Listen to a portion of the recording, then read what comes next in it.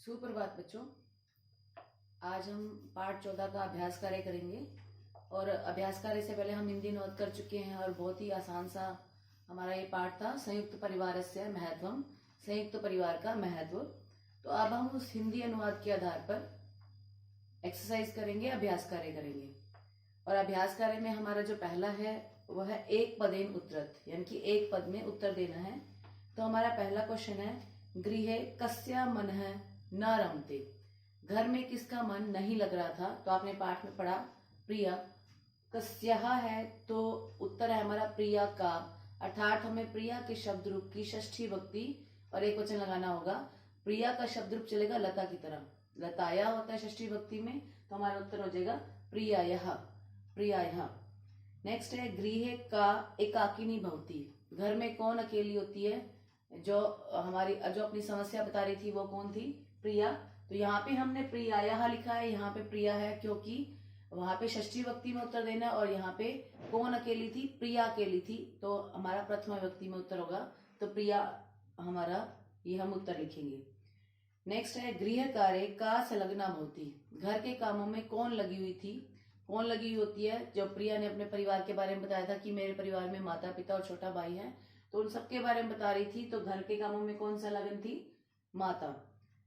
प्रियाया परिवार है कीदृश है, प्रिया का परिवार कैसा था, एकल है, एकल परिवार था, संयुक्त परिवार नहीं था, इसकी वजह से ही वो दुखी हो रही थी, तो एकल है। अस्माभि कस्मिन परिवारे वसितव्यम, वसितव्यम मीन रहना चाहिए, कि हमारे द्वारा कैसे परिवार में रहना चाहिए, संयुक्त। तो हमारा उत्तर हो जाएगा संयुक्त। नेक्स्ट है हमारा पूर्ण वाक्य, प्रियाया गृहे के संति, प्रिया के घर में कौन कौन थे। तो के की जगह हमारा उत्तर हो जाएगा माता पिता अनुजः च, के की जगह हम ये उत्तर देंगे, बाकी सारा हम प्रश्न से ही लेंगे। तो प्रियाया गृहे माता पिता अनुजः च संति, की प्रिया के घर में माता पिता और छोटा भाई थे। प्रतीकस्य परिवारे के संति, प्रतीक के परिवार में कौन थे। आपने वो पाठ में भी पढ़ा है कि उसके दादा दादी चाचा चाची और उनके मतलब संतान। तो हम लिखेंगे पितामह पितामही, पितृव्यय पितृव्या, पितृव्यय पुत्र है और पितृव्यय पुत्री च। यहाँ पितृव्यय पुत्र है में विसर्ग लगाएंगे हम, तो आप यहाँ विसर्ग लगा लेंगे पितृव्यय पुत्र में। तो उत्तर हो जाएगा प्रतीकस्य परिवारे पितामह पितामही पितृव्यय पितृव्या, पितृव्यय पुत्र और पितृव्यय पुत्री च संति। नेक्स्ट है, प्रतीक केन सह क्रीडति, क्योंकि उसका संयुक्त परिवार है तो उसे बाहर जाने की आवश्यकता नहीं थी, वो अपने छोटी बहन और भाई के साथ ही खेल लेता था। अग्रज्या बड़ी बहन और छोटे भाई के साथ, अग्रज्या अनुजेन सह। तो हमारा उत्तर हो जाएगा प्रतीक है अग्रज्या अनुजेन सह क्रीडति, प्रतीक है अग्रज्या अनुजेन सह क्रीडति।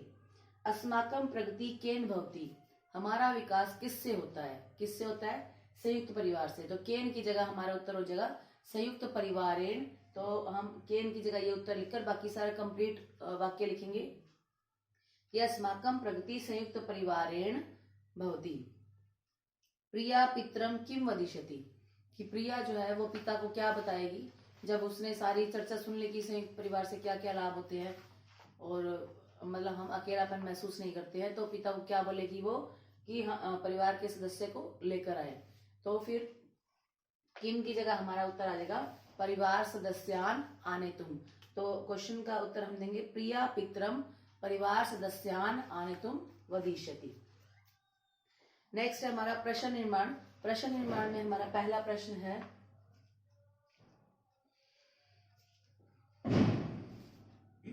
गृहे मम मनः न रमते, मनः जो है नपुंसकलिंग है, तो हमारा उत्तर हो जाएगा किम। तो किम यहाँ पर लगा देंगे। पिता पूर्ण दिनम कार्यालय भवति, कार्यालय मीन्स कार्यालय में होते हैं, कहाँ होते हैं, कहाँ के लिए हम उत्तर देंगे कुत्र। नेक्स्ट है, संयुक्त परिवारे बहवः जनः भवन्ति, जनः, जनः जो है वो पुल्लिंग है, प्रथमा और बहुवचन है, तो हमारा उत्तर हो जाएगा के। नेक्स्ट है, पितामह अस्मान बोध्यति, पितामह यानी दादा हमें समझाते हैं, तो अस्मान, अस्मान हमको समझाते हैं, द्वितीय भक्ति में आएगा, तो कान हम इसका उत्तर देंगे। अहम पितरम वदिष्यामि, पितरम पिता का शब्द रूप है ये और द्वितीय विभक्ति एक वचन में है, तो इसका उत्तर हो जाएगा कम। प्रश्न निर्माण करते समय टेस्ट हो या नोटबुक हो या बुक हो, आपको क्वेश्चन मार्क जरूर लगाना है, ये ध्यान रखिए। नेक्स्ट है हमारा विभक्ति और वचन लिखना है। तो पितरम हमारा पहला शब्द था। पितरम अभी बताया मैंने आपको कि पिता का शब्द रूप है और ये द्वितीय विभक्ति एक वचन में आएगा, तो द्वितीय विभक्ति एक वचनम। नेक्स्ट है असमान, ये आपने अस्मत का शब्द रूप कर रखा है, आप आसानी से बता सकते हैं इसके बारे में। द्वितीय विभक्ति और बहुवचनम है, माँ मावाम असमान। कार्यालय, कार्यालय कार्यालय में, यहाँ से हम पता कर सकते हैं सप्तमी विभक्ति आएगी, क्योंकि में जो है वो अधिकरण कारक में आता है, जो कारक है वही विभक्ति आएगी, तो सप्तमी विभक्ति और एक वचनम। अग्रज्या, अग्रज्या लत्या, लत्या जैसे शब्द चलेगा ये, तो हमारे ये तृतीय विभक्ति और एक वचनम में आएगा।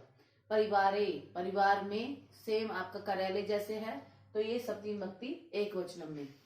नेक्स्ट है कह कम कथ्यति, कौन किसको कहता है। ये लाइंस आपको दी गई हैं, वाक्य दिए गए हैं, आपने पाठ के दौरान इसको बताना है कि कौन किसको कहता है। गृहे मम मनः न रमते, घर में मेरा मन नहीं लगता है, कौन कहता था, प्रिया, और किसको कह रही थी, भव्याम।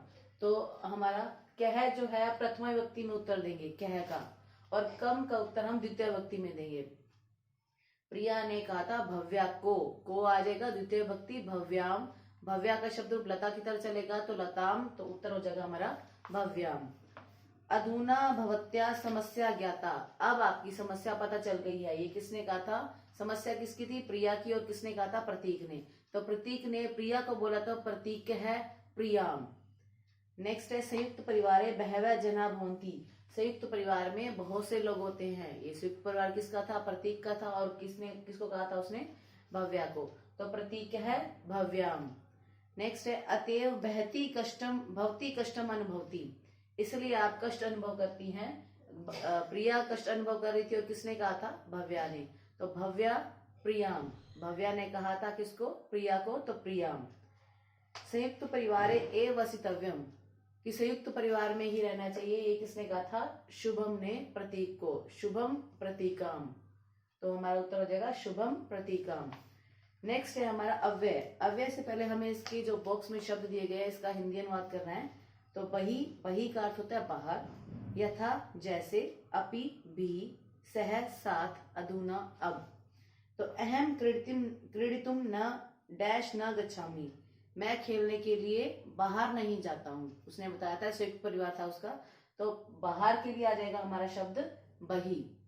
नेक्स्ट है डैश गृहम चलामः, अब घर चलते हैं, तो अब के लिए कौन सा शब्द है, अधुना। नेक्स्ट है मम मित्रई डैश क्रीडितुम गच्छामि, सॉरी अहम मित्रई डैश क्रीडितुम इच्छामि, मैं मित्रों के साथ खेलने जाता हूं, तो सह के साथ के लिए शब्द आ जाएगा सह। डैश मम परिवारे मम पितामह पितामही पितरी व चरसंती, जैसे मेरे परिवार में, जैसे के लिए शब्द क्या आ जाएगा, यथा। अहम डैश चलिष्यामि, मैं भी चलूंगी या चलूंगा, तो मैं भी के लिए क्या आ जाएगा, अपि। तो ये आपका पाठ 14 का अभ्यास कार्य है, और इसके बाद एक क्रियाकलाप दिया गया है, प्रत्येक छात्र अपने अपने परिवार के विषय में लिखिए, और इसमें आपको क्या लिखना है कि आपके परिवार में कौन कौन है। ये आपको नीचे सगे संबंधियों के संस्कृत में शब्द दिए गए हैं कि आपके परिवार में चाचा चाची हैं, दादा दादी हैं, तो उनके लिए हम क्या क्या शब्द का प्रयोग करेंगे।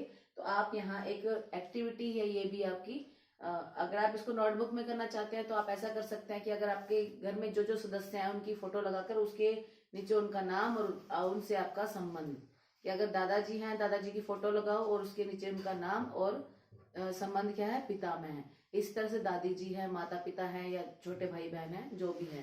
तो नहीं तो अगर आप नोटबुक की अपेक्षा यहाँ भी कर सकते हैं, आप अपने परिवार के सदस्यों के नाम लिखकर उनका संबंध लिख दीजिए कि जैसे सपोज किसी के दादा का नाम राम है तो श्री राम शर्मा या जो भी है पिता में है।